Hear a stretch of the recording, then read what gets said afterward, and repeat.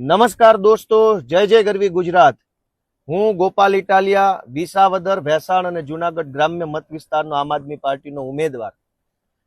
આજે ભાજપના ઉમેદવારનું ચૂંટણી ફોર્મ ભરવાનો આજે કાર્યક્રમ હતો.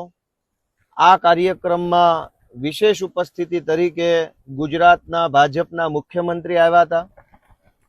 અને આજે મારે વિસાવદર, ભેસાણ અને સમગ્ર ગુજરાતના લોકોને બે વાત કહેવી છે કે મુખ્યમંત્રી માંડ પરાણે મજબૂરીથી વિસાવદર તો આવ્યા, એમનું સ્વાગત છે, સારી બાબત છે, પણ આવ્યા પણ આ વિસ્તારની વેદના વિશે એકેય શબ્દ ન બોલ્યા. ચૂંટણી કેમ કરીને જીતવી છે, ચૂંટણી જીતવા માટે શું કરવું પડશે, ચૂંટણી જીતવાની હાકલ મારું, બધું બરાબર છે, પણ સરકાર તો આજે ભાજપની છે. તો મુખ્યમંત્રી અથવા ભાજપના ઉમેદવાર વિસાવદર ભેસાણને લઈને એક શબ્દનું વિઝન રજૂ નથી કર્યું.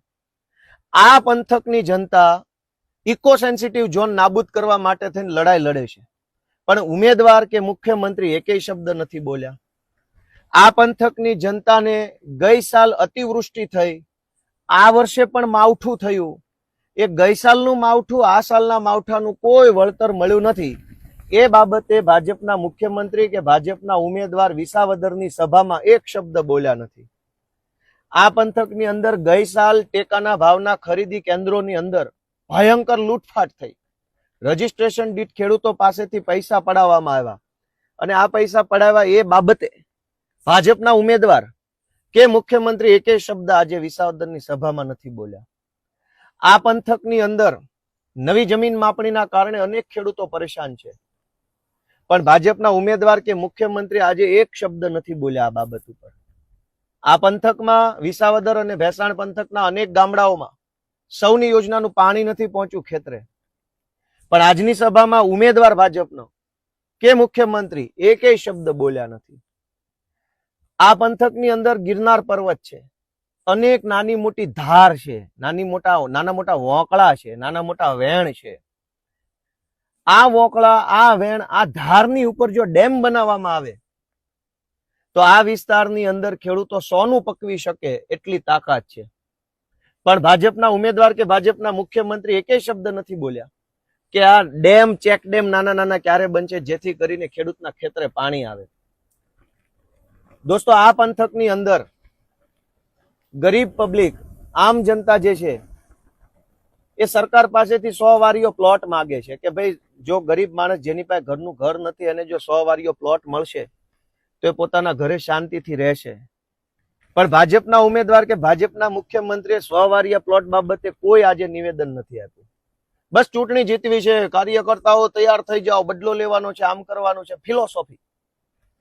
આ પંથકની અંદર અનેક ગરીબ પરિવારો છે જેની પાસે બીપીએલ નું કાર્ડ નથી, અથવા તો બીપીએલ નું કાર્ડ છે તો 0 થી 16 નંબરનો સ્કોર નથી. તો નવો બીપીએલ નો સર્વે ક્યારે થશે, ગરીબ માણસને બીપીએલ નું કાર્ડ ક્યારે મળશે, એ બાબત અંગે ભાજપના મુખ્યમંત્રી કે ભાજપના ઉમેદવારે આજની વિસાવદરની સભામાં એકેય શબ્દ બોલ્યા નથી. આ પંથકના ખેડૂતો છે એ પૂરતો ભાવ માગે છે, તલનો ભાવ નથી આવતો, ડુંગળી પાકે તો ડુંગળીનો ભાવ ન આવે, મગફળીનો ભાવ નથી આવતો. ફાંકા ફોજદારી એવી થઈ હતી ભાજપ વાળા દ્વારા કે ખેડૂતોની આવક ડબલ કરવામાં આવશે. હકીકત એ છે કે ખેડૂતોના ખર્ચા ડબલ થઈ ગયા છે, બિયારણના, દવાના, ખાતરના, મજૂરીના.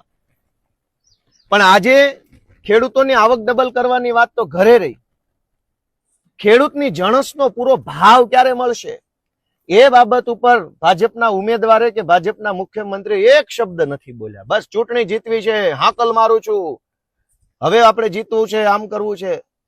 આ પંથકની અંદર રત્ન કલાકારો ખૂબ મોટી સંખ્યામાં છે. આ રત્ન કલાકાર ભાઈઓ આજે મંદીનો સામનો કરી રહ્યા છે. પરિવારના 4 છેડા ભેગા કરવા મુશ્કેલ પડે છે, બાળકોને ભણાવવા મુશ્કેલ પડે છે, અને આ સાથે મુશ્કેલી એટલી બધી વેઠવી પડે છે. આમ છતાંય રત્ન કલાકારોના પરિવારના કલ્યાણ માટે, રત્ન કલાકારોના જે બીમાર, વૃદ્ધ, અશક્ત માવતર હોય એના માટે ભાજપની સરકાર શું કરશે એ બાબત વિશે ભાજપના ઉમેદવાર કે મુખ્યમંત્રી એકેય શબ્દ નથી બોલ્યા. આ પંથકની અંદર ભાજપના કેટલાક નેતાઓએ ભ્રષ્ટાચારમાં દાટ વાળ્યો છે, દાટ. કેશુબાપાના જમાનામાં બનેલા ચેક ડેમ ખાંભીયું ઊભી હોય એમ ઊભા છે, અડી ખમ ઊભા છે, ખાંભીયુંની જેમ. ખાંભી 100 વર્ષ પહેલા થોડી હોય ને તો આજે એવી હોય. કેશુબાપાના જમાનાના ડેમ, કેશુબાપાના જમાનાના પુલ, કેશુબાપાના જમાનાના રોડ ખાંભીયુંની જેમ ઊભા છે. અને આ ભાજપના રાજમાં બનેલા રોડ 2 મહિના નથી હાલતા. આટલી હદે ભ્રષ્ટાચાર ભાજપના માણસોએ જુનાગઢ જિલ્લામાં કર્યો છે. એ બાબત ઉપર ભાજપના ઉમેદવાર કે ભાજપના મુખ્યમંત્રી આજે એક શબ્દ નથી બોલ્યા.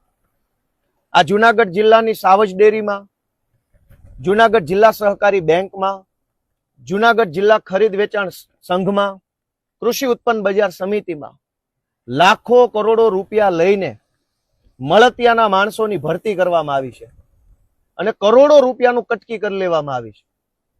એ બાબત ઉપર ભાજપના મુખ્યમંત્રી કે ભાજપના ઉમેદવાર આજની સભામાં એક શબ્દ નથી બોલ્યા. આ પંથકની અંદર અનેક એવા ગરીબ વ્યક્તિઓ રહે છે જેને નાના સરકારી કામ માટે થઈ મામલતદાર ઓફિસ, તાલુકા પંચાયત, તલાટી મંત્રી, આરએફઓ, વીજળી વિભાગની સામે હાથ જોડવા પડે છે, પગે લાગવું પડે છે, ધક્કા ખાવા પડે છે, પૈસા આપતા કામ નથી થતું. એટલી હદનો ભ્રષ્ટાચાર સરકારી કચેરીઓમાં છે.